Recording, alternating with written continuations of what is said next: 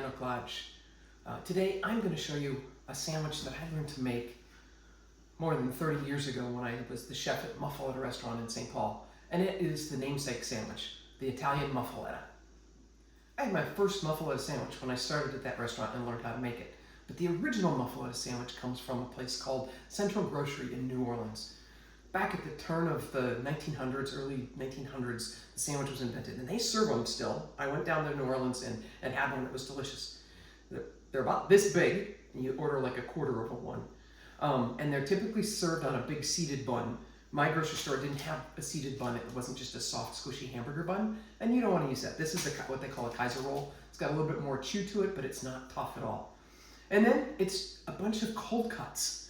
I'm going to use mortadella, which is an Italian bologna, which is very typical, some salami, and then it can have American ham in it or prosciutto, which I'm going to use to zhuzh it up a little bit.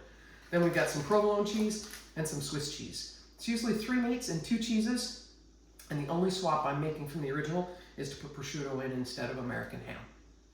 The other thing that makes a muffuletta sandwich are all of these ingredients. We're going to make an Italian relish. It's an olive and caper relish, but it's got some garlic, some red onion, a little bit of celery, red pepper, parsley, olive oil. And here's where I want to use the good stuff because I'm not cooking with it, so I want all that nice Tuscan flavor to come through with Fieri's olive oil.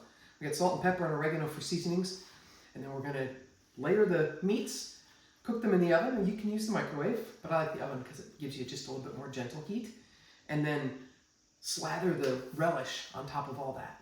So, first, let's make the relish. Here are all our relish fixings. I did a rough chop on the onion, the red pepper, and the celery, because it's all going to go in the food processor, so you don't have to do any more than that. I chose red onion just because I like the color.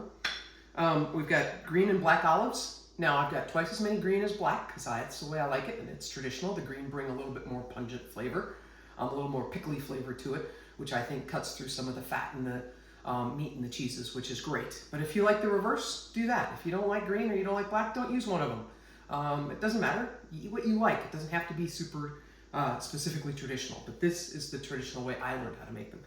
We got some capers, olive oil, chopped parsley, a little bit of oregano, salt and pepper. We'll throw everything in the food processor and then let it sit in the fridge for about an hour just to let everything come together and melt.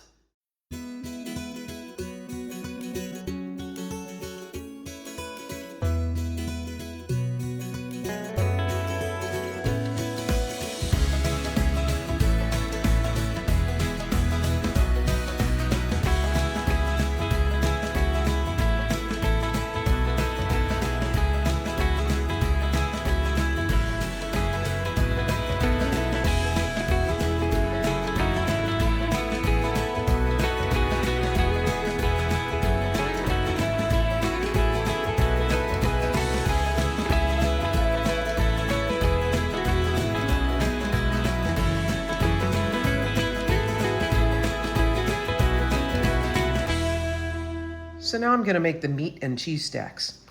And again, I like to start with the salami on the bottom. Kind of just put a couple of pieces, like 3 pieces, depending on how thinly sliced your salami is, on the bottom. I'm only going to make 2 of these today because there's only 2 of us at home. But the relish that I made will keep in the fridge for a while. So the recipe I gave you makes 4 or even more, and it'll keep, no problem. So I'm just going to keep stacking these up, and then we'll put them in the oven. These are super, super thin mortadellas. So I'm going to pile them like that so we get some bulk in there.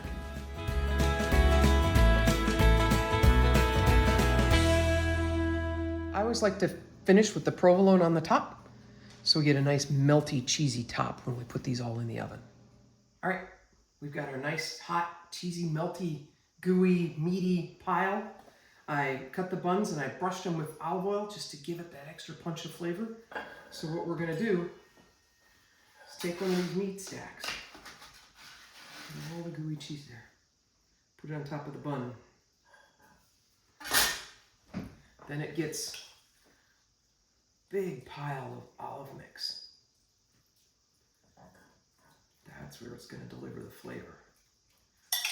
Top it with the rest of the bun, and you've got a muffuletta sandwich. Thanks for tuning in to Cooking at Nano Lodge. We'll catch you next week.